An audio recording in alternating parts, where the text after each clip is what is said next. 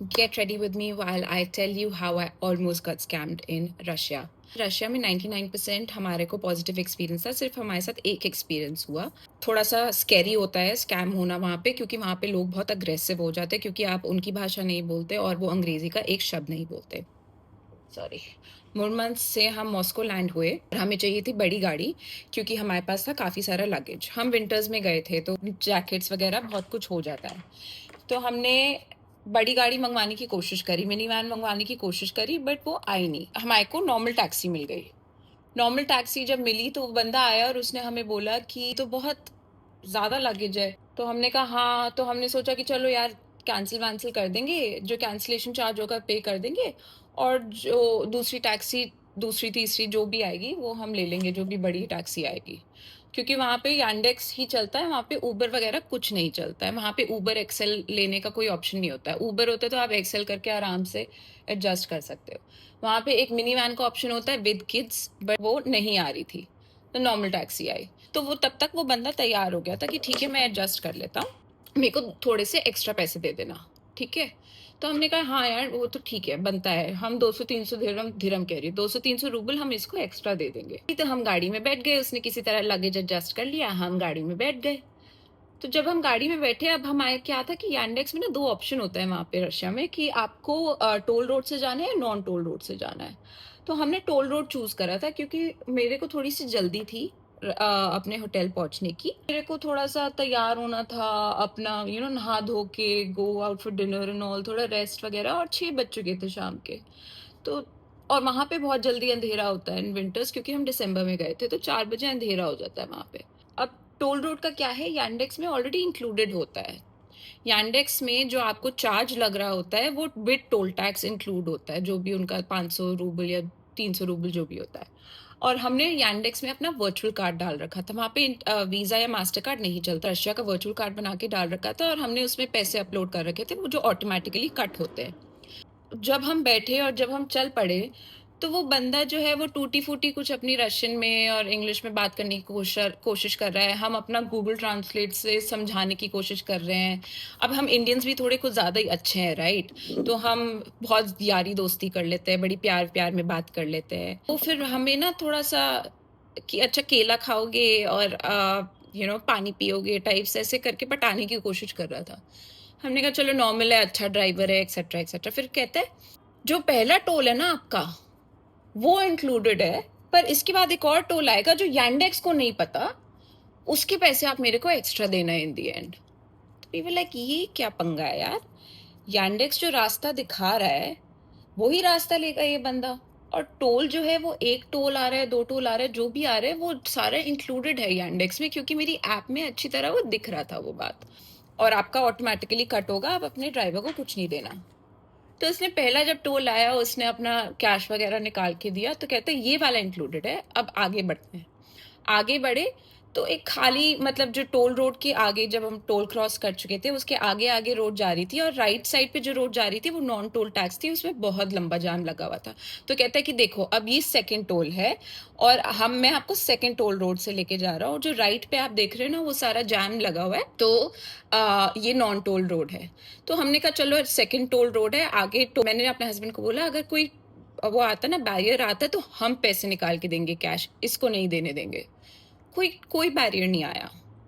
मैं यांडेक्स की हेल्प के में गई और मैंने बोला कि देखो ऐसा हो रहा है, मेरा जो ड्राइवर है वो एक्स्ट्रा पैसे मांग रहा है, तो इज इट ट्रू, या फिर ये मेरे को स्कैम करने की कोशिश कर रहा है? कि अगर ट्रू है तो फिर मैं इसको पैसे दे दूं एक्स्ट्रा, अगर ट्रू नहीं है तो मुझे ये स्कैम करने की कोशिश कर रहा है, राइट? मैं पैसे क्यों दूं एक्स्ट्रा उसको? यांडेक्स के साथ मैं 20 या 30 मिनट तक on the chat with them, and they didn't bother to help me out. Yandex ने मेरे को 1% हेल्प नहीं करी। वो कहते हम बात कर रहे हैं, हम कर रहे हैं, हम कर रहे हैं, कुछ नहीं करा उन्होंने। अब मेरा होटल पास आते जा रहा है, and I am like oh my God, अब मैं क्या करूं? क्योंकि ये बंदा धीरे धीरे अग्रेसिव होते जा रहा है और बार बार रेयर व्यू मिरर में मुझे देख रहा है, क्योंकि उसको पता था कि, और मुझे समझ आ रहा है कि ये स्कैम करने की कोशिश कर रहा है। ही न्यू। फिर मेरे दिमाग में आया कि देखो, मैं रह रही हूँ बाय चांस एक चेन होटल में। वहाँ पे रशिया में by the way chain hotels वगैरह सब बंद हो चुके हैं। The only chain hotel we found was Hilton Moscow Leningradskaya. So ये हिल्टन का होटल था, तो आई वाज लाइक यार हिल्टन का होटल है, यहाँ पे अमेरिकन वगैरह पहले आते होंगे, दैट मीन्स इनके जो एम्प्लॉयज हैं इनको यहाँ पे इंग्लिश आती होगी थोड़ी सी। तो मैंने अपने हस्बैंड को बोला कि तुम यहाँ बैठो हमारे लगेज के साथ, मैं भागूंगी होटल के अंदर और मैं किसी को बुला के लाऊंगी जो ट्रांसलेट करेगा, क्योंकि गूगल ट्रांसलेट से कुछ नहीं हो रहा था, जो ट्रांसलेट करेगा और वो समझाएगा कि तू हमें स्कैम करने की कोशिश कर रहा है और हम स्कैम नहीं होने वाले हैं। मैं अंदर भागी एंड बाय द वे उस टाइम तक मैं थोड़ी सी स्कैर्ड एंड थोड़ा सा एंग्शियस वगैरह होने लग गई थी। लोग क्या है कि पुलिस बुला सकते हैं, कुछ भी कर सकते हैं, हम इनकी भाषा नहीं बोलते, ये अग्रेसिव हो सकते हैं, ये कुछ भी कर सकते हैं, राइट? हम इनकी भाषा नहीं बोलते, तो उस चीज का वो फायदा उठाते हैं। तो मैं भागी और मैं बेल बॉय को जाके बहुत डरे हुए उसमें बोल रही कि please can you help me out, मेरा जो टैक्सी ड्राइवर है वो मुझे स्कैम करने की कोशिश कर रहा है, प्लीज हेल्प मी आउट, आपको इंग्लिश आती है? And he was like okay okay you know I know English, I will help you out. मेरे साथ वो बाहर भागा and then he started translating. मैंने उसको बेल बॉय को अपने उसमें दिखाया,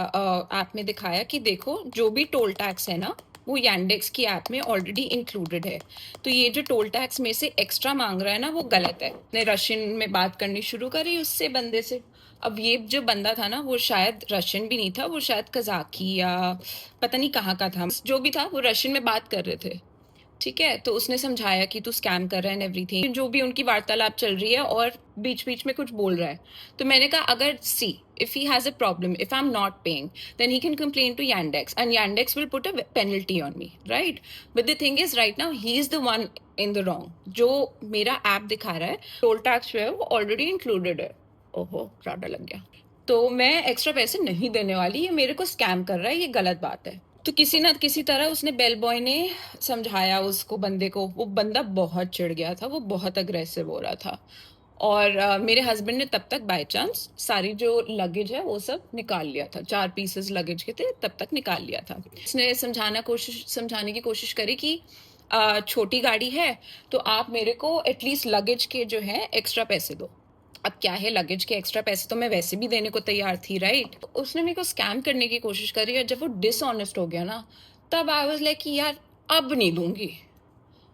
बट तब भी आई वाज लाइक चलो यार, सिचुएशन से निकलने के लिए ना 200-300 अगर एक्स्ट्रा देने भी पड़ते हैं, डजंट मैटर। तो बाय चांस मैंने पॉकेट में हाथ डाला और मेरे पास 100 के 2 नोट थे, तो मैंने वो 2 नोट उसको पकड़ा दिए। उसको वो तब तक इतना बंदा चिढ़ चुका था क्योंकि उसका 500 का तो लॉस हो चुका था ना, 500 जो उसने मेरे से ऐंठने थे, तो उतना वो लॉस हो चुका था, तो वो इतना चिढ़ चुका था, ही वाज लाइक नहीं मेरे को इससे ज्यादा चाहिए, 200 क्या होते हैं, ये चिल्लड़ क्या दे रहे हो मेरे को एंड ऑल।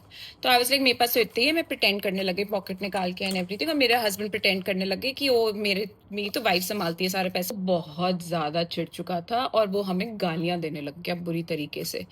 और हमारा जो बेल बॉय था ना उसने ट्रांसलेट करना बंद कर दिया, बिकॉज ही वाज लाइक कि अब ये गालियां दे रहा है, ये तो ट्रांसलेट में नहीं कर सकता। फिर ऐसे ही हम किसी तरह निकल गए उस सिचुएशन से। मैं स्कैम नहीं हुई, मेरे 200 रूबल जो वो डिजर्व करता था, जो मैंने उसको देने थे, वो भी नहीं दिए। सो बेल बॉय ने फिर हमारा लगेज वगैरह लिया, हमें लेके गया, और मैंने उसको बहुत थैंक करा उस बंदे को कि थैंक यू सो मच। पता है क्या, अभी मैं बहुत कामली बता रही हूँ आपको ये स्टोरी कि हाँ ठीक है हमारे साथ स्कैम होने वाला था और स्कैम नहीं हुआ, बट जब आप इस सिचुएशन में होते हो ना, it's really very scary.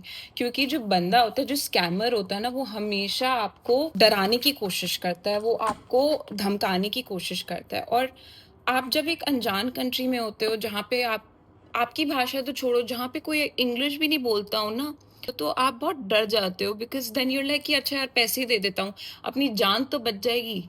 Your like कि let's get out of the situation, let me pay 500,000, जितना भी, मतलब अगर I am really really grateful to that guy जिसने हमें हेल्प करी, that bell boy of Hilton Moscow लेनिनग्राड्स्काया।